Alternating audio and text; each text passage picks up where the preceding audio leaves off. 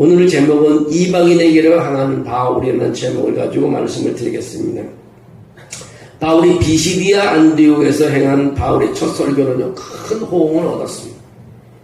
1차 전도회에서 그 가면서 복음을 계속 전했는데 결국 비시디아 안디옥에 가서 행한 바울의 첫 설교가 호응을 얻고, 그러나 호응이 있었던 것은만은 아닙니다. 유대인들이나 바울과 바나바를 박해하고 쫓아내기도 했습니다. 복음은 결단을 요구하기 때문에요, 복음 전파의 결과는 언제나 두 가지 형태로 나타나게 되어 있습니다. 받아들이거나 거부하거나 하는 것입니다. 바울과 바나바의 복음 전파에는 두 가지 반응이 나타났습니다. 역시 복음을 듣고 도듣고 싶어하는 사람이 있었던가 하면은 반면에 거부하고 박해하는 사람들이 있었다는 것입니다. 이 두 가지 반응과 결과를 살펴보면서 오늘 주시는 말씀을 생각해 보려고 합니다. 42절에 그렇게 말합니다. 저희가 나갈새 사람들이 청하되 다음 안식일에도 이 말씀을 하라 하더라. 바울이 등이 복음을 전하고 나갈 때 청중들은 다음 안식일에 또 뵙겠습니다. 또 복음을 전해달라고 요청을 했습니다. 그들은 왜 예수 그리스도에 관한 말씀에 관심을 보이고 더 듣고자 했을까요? 그들은 지금까지 세상에서 가장 엄한 규율과 항목이 많은 유대교의 율법을 지키느라고 자유를 잃어버렸습니다. 늘 죄의식 속에 살았습니다. 근데 참 자유와 구원의 소식을 들으니 귀가 번쩍 뜨이고 관심이 생기게 되었습니다. 갈라디아서 3장 10절에 이렇게 말합니다. 무릇 율법 행위에 속한 자들은 저주 아래 있나니 기록된 바 누구든지 율법책에 기록된 대로 온갖 일을 항상 행하지 아니하는 자는 저주 아래 있는 자라 하였음이라고 말씀하고 있습니다. 야고보서 2장 10절에도 이렇게 말합니다. 누구든지 온 율법을 지키다가 그 하나에 범하면 모든 범한 자가 되나니라고 말씀하고 있습니다. 율법은 9가지를 지키다가 한 가지만 어겨도 율법을 범한 자가 되고 마는 것입니다. 이것이 바로 율법인 것입니다. 구약에서는요, 하지 말라는 금지 조항이 365가지나 있습니다. 하라고 준행하는 조항이 248개나 있습니다. 모두 합해서 613개입니다. 613입니다, 조항. 유대인들은 613가지의 율법 조항을 지켜야만 하는 것입니다. 이렇게 많은 율법을 어떻게 항상 지킬 수 있겠습니까? 그러므로 유대인들은 항상 죄 문제로 고민할 수밖에 없습니다. 율법에 갇혀있는 것입니다. 아무것도 하지 못하는 것입니다. 지금도 정통파 유대인들은 율법을 지키기 엄격하게 생활하고 있습니다. 라비 에들러 스테인이라는 사람이 한국에 가서 세미나를 했는데요. 그때 사람들이 유대인이 얼마나 율법을 철저히 지키는지를 확인했습니다. 유대인의 안식일은 금요일 저녁부터 시작을 합니다. 그렇기 때문에 해가 지면 강의를 하다가도 중단합니다. 왜냐하면 안식일이 됐기 때문에 중단합니다.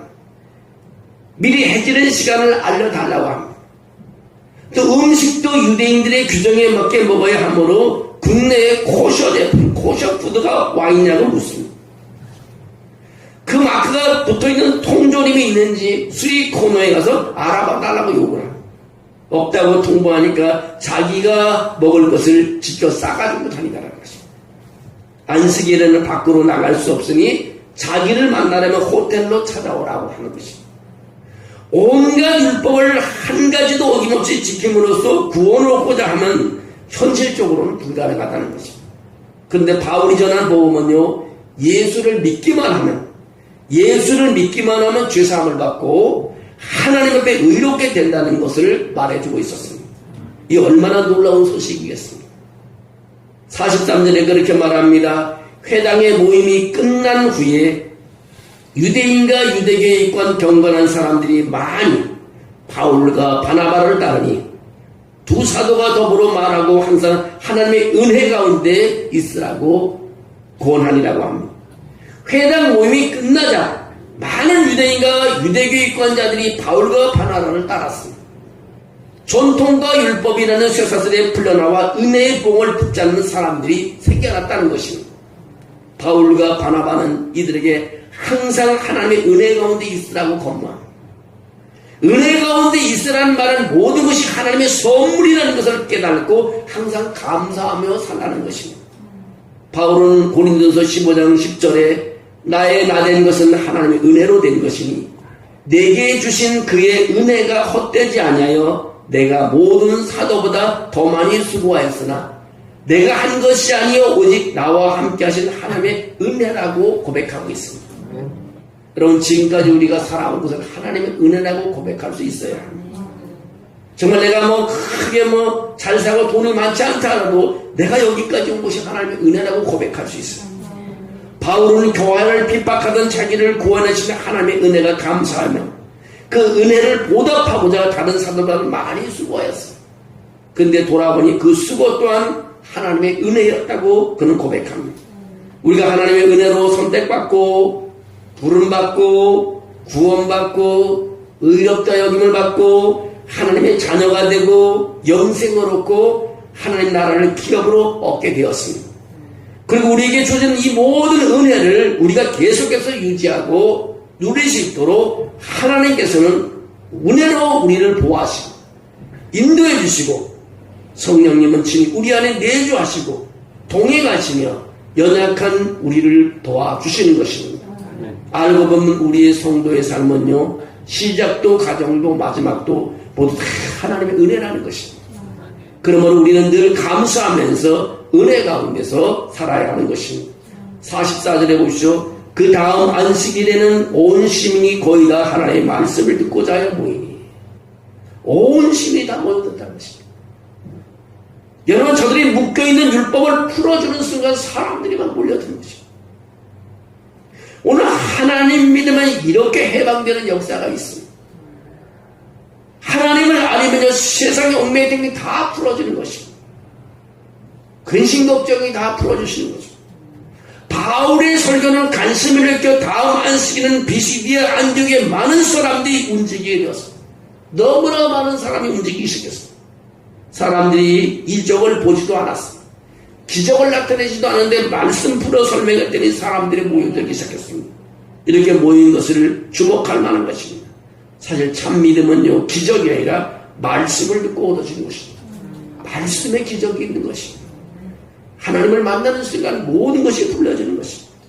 이렇게 복음을 듣고 마음을 열고 말씀을 들으고 모인 사람들은 바로 복 있는 사람인 것입니다. 그러나 이런 사람들이 있었는가 하면 그 반대의 사람들도 있었습니다. 이제 45절에서 이 사람들의 모습을 살펴보겠습니다.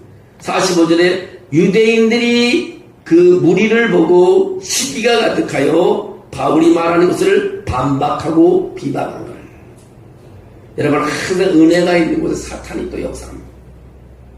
유대인들은 종교심이 아주 시기심이 가득했습니다. 자기들이 종교에 대해서 가장 많이 알고 있는 선생이라고 자부했는데 다른 사람들이 와서 가르치니 그 모습을 보고 있을 수가 없었던 것입니다.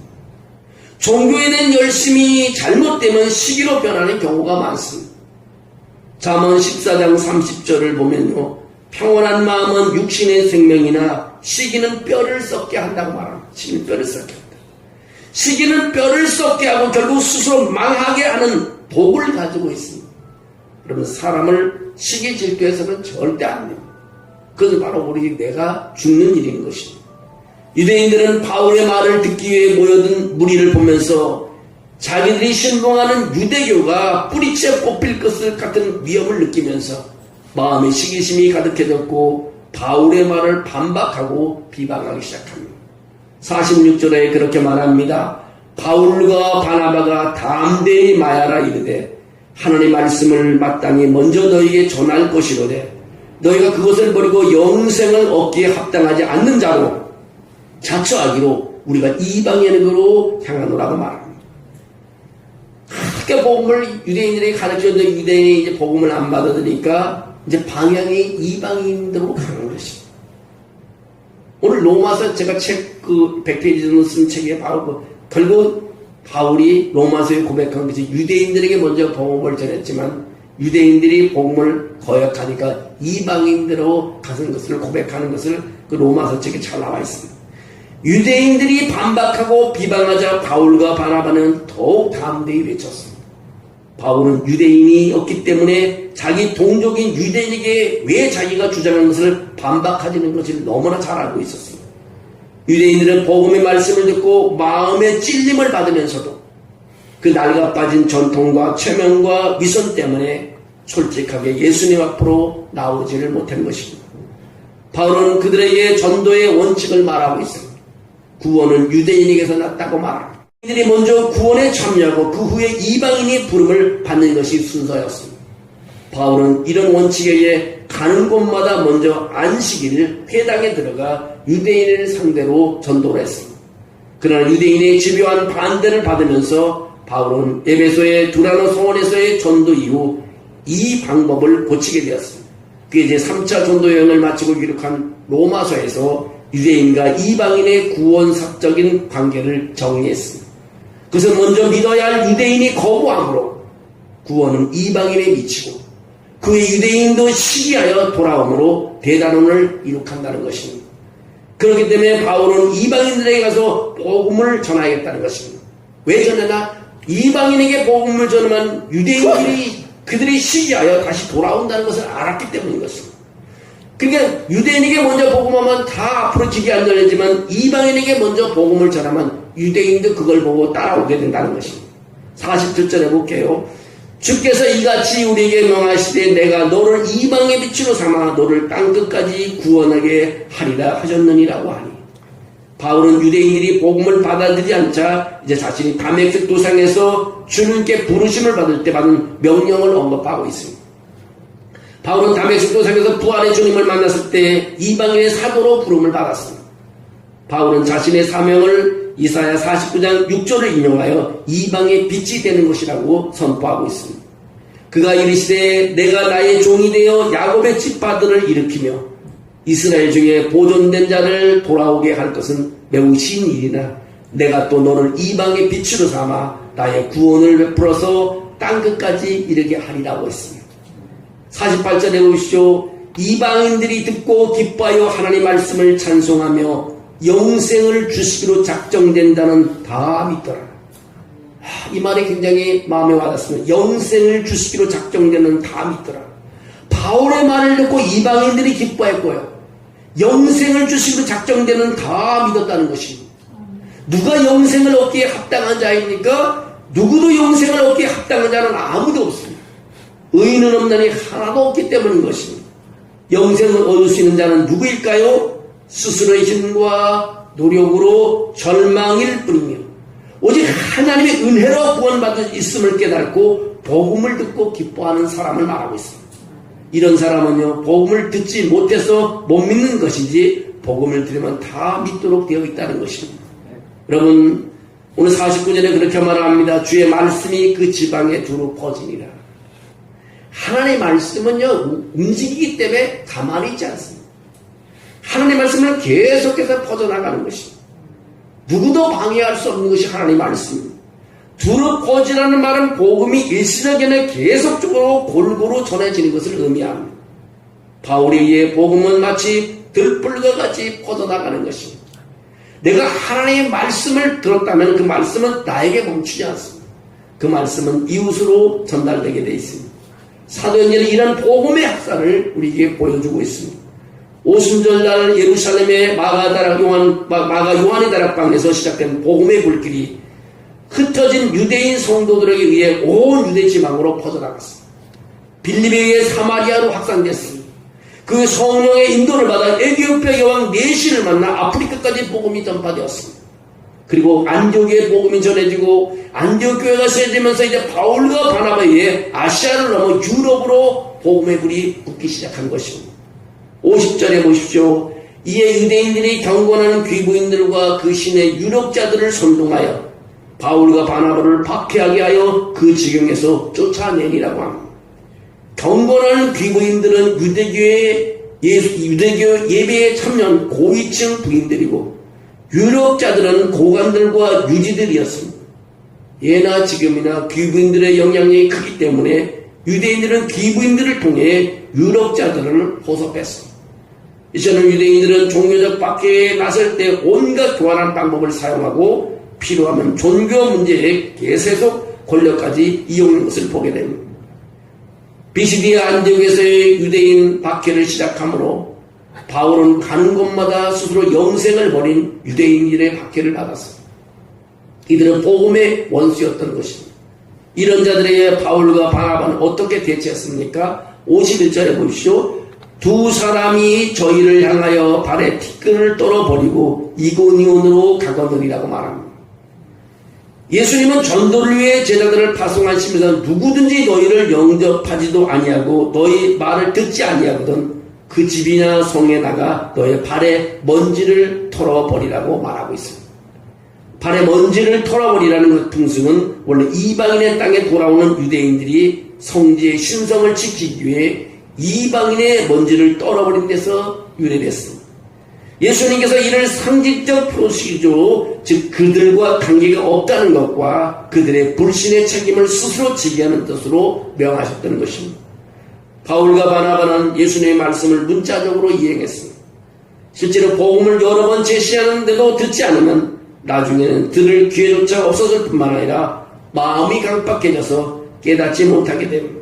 자, 52절에 보시오. 제자들은 기쁨과 성령이 충만하려면 어려움을 당해 더 기쁨이 있습니다. 정말 그리스도가 내 안에 있으면 나를 사람들이 핍박하면 실망하고 좌절하는 게 더 기쁨입니다. 내 안에 그리스도께서 있기 때문에 박해를 받으면서도 기쁨과 성령이 충만했던 제자들의 모습을 소개하고 있습니다. 배척을 받고 박해를 당하면서 어떻게 기뻐할 수 있겠습니까? 이것이 바로 성령 충만한 것입니다. 성령 충만한 것입니다.